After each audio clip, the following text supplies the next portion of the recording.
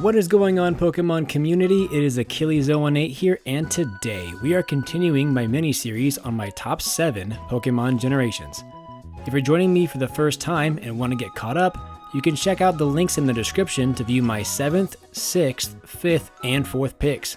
If you're still with me, we're breaking into the top 3 of my list, and I'm excited and ready. Let's go. Number 3. Generation 7. The Sun and Moon games aren't the most recent games anymore. The Generation 8 Sword and Shield is still pretty new, the Isle of Armor just recently came out, and as of this recording, the Crown Tundra has yet to be released, so as far as I'm concerned, it's impossible to place them anywhere on this list just yet. So, specific to this top 7 generations list, Sun and Moon are as recent as they come. New features and innovations are expected with each new generation, and we can only hope these changes are as positive toward player experiences as the running shoes, the physical special split, or TMs being infinitely usable.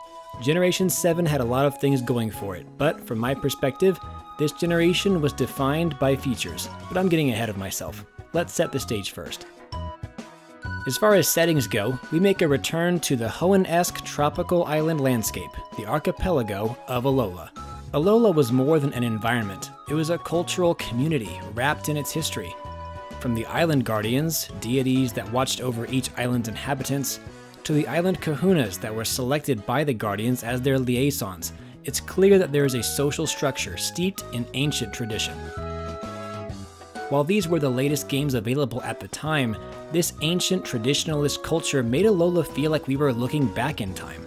Almost as if these games were at the beginning of the Pokemon timeline, or at least in the still unconfirmed Pokemon world map, they were very far from home and quite disconnected from the rest of the Pokemon world. To add to this, for the first time there weren't any gym leaders to battle or badges to acquire. Rather, Alola had island challenges where selected trainers would overcome a task given to them that usually didn't require battling trainers. Typically, these challenges were about making your way through natural Pokemon habitats, collecting items or ingredients, or taking pictures of Pokemon. These challenges weren't focused on battles between trainers as in other regions, but rather felt more like a test of your ability to master Pokemon in a way that was, dare I say, more natural. Rather than facing a gym leader at the end of each trial, you were challenged by battling a strong Pokemon that didn't have a trainer, but was tasked by the Island Guardians to test challenger strength. Once a set number of challenges were completed on an island, of which Alola had 4, you faced off against the Island Kahuna to prove you were worthy to continue your island challenge, with a victory and the blessing of that island's guardian. Not to mention that Alola didn't have a Pokemon League, at least not when you start your journey, but by the time your journey ends, the Pokemon League has officially been established and, spoiler alert here, you beat the Alola's first ever Elite Four and assume the place of Alola's first ever champion. Unlike other entries in the Pokemon series, you even get to defend your title. Pretty cool. So that's Alola in a nutshell, but what about the people? This piece is where Alola shines. Starting from the bottom as I tried to do, Hau was not the rival that most were hoping for, myself included. While Hau, by comparison, was better than the X and Y rivals that preceded him, at the end of the day, he was still your typical friendly rival. He picked the starter weak to yours, he didn't use many strategies to help his team, and his team selection was questionable at best.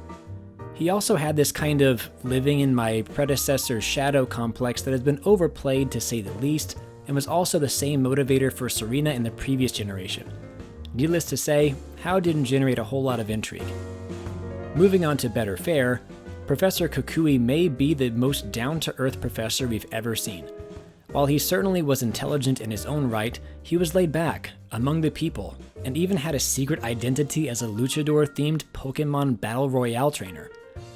This is also the first generation we see a professor in a romantic relationship with another NPC. And this also goes a long way toward making Kukui feel more tangible and relatable than other professors have in the past. The island kahunas and trial captains also had terrific share of personality, and each fit their island and theme so well. It's no wonder most of them had their own primary character arcs in the Sun and Moon anime. The evil team, kind of, in Alola is none other than Team Skull. It's been a while since I've seen the community so divided over an evil team. With some seeing the team's goofy nature as annoying, I personally found it comical in a good way, and these goofballs got close to my heart quickly. Unlike Team Flare from X and Y, who I disliked because they were goofy for trying way too hard, Team Skull were goofy for the sake of being goofy, and I thought it had its own charm. Of course, we all knew that the real evil team would end up being the Aether Foundation, which, to be as spoiler-free as possible, had some familial twists of its own, and while the evil team reveal wasn't surprising to most, they ended up having a few tricks up their sleeves after all.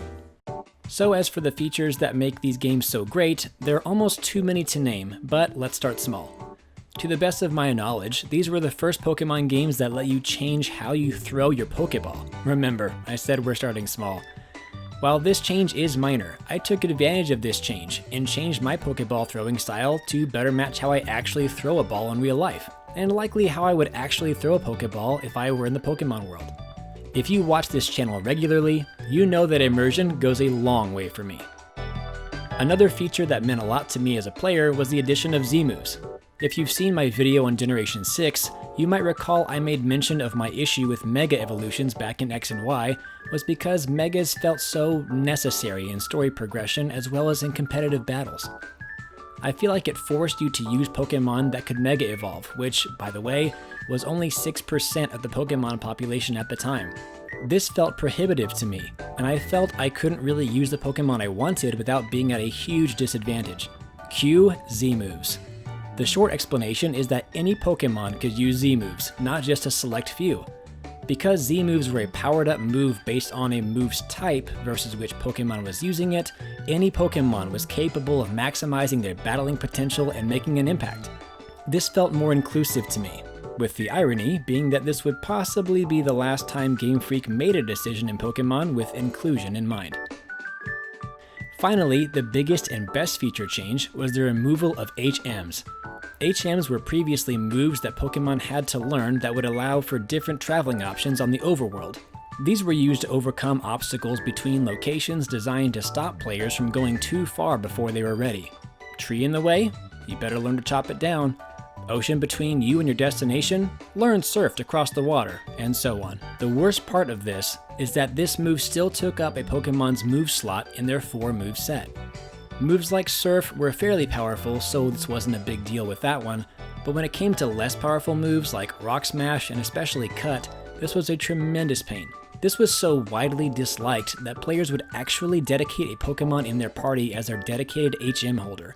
Pokemon whose entire moveset was just HM moves, so the other Pokemon in the party wouldn't be burdened with having them. In Sun and Moon, they introduced Ride Pokemon, whose abilities effectively negated the need for HMs. While you could technically get HMs later on in the game, their use was finally optional, and the core game experience in Sun and Moon greatly benefited from this change. While this game's evil team and rival weren't the best, the cast of characters, story, setting, culture, and features made Sun, Moon, Ultra Sun, and Ultra Moon really great Pokemon games. Sprinkle in a Pokedex filled with Pokemon as cute as Wishiwashi, diverse as Oricorio, dynamic as Type Null, and as fearsome as Golisopod, and as memorable as Beware, and the cherry on top of story-driven post-game and the 7th generation is a tough one to beat. I applaud Game Freak for taking some chances on some new features and structural changes to Pokemon's 20-year-old formula for success. In my opinion, the risk paid off. I could go on forever, and there are many other things about these games I didn't mention, so if there's anything you love about the 7th generation that I didn't touch on, share it with me in the comments below. With my 3rd favorite generation finally revealed, that only leaves 2 left. Which generation will take the top spot? Stay tuned, and I'll see you again soon with more Pokemon content.